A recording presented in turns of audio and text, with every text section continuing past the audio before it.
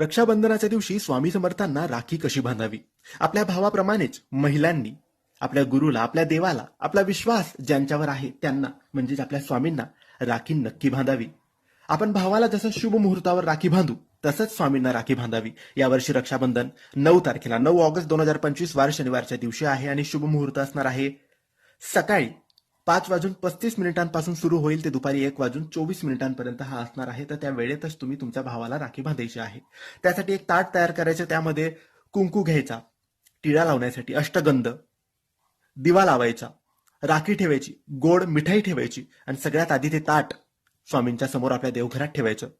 सगळ्यात आधी स्वामींना राखी बांधायची. स्वामींना राखी कशी बांधायची?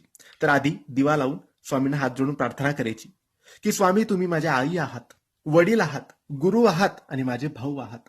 आज रक्षाबंधन आहे. आज मी तुम्हाला राखी बांधत आहे. तुम्ही माझ्या जसं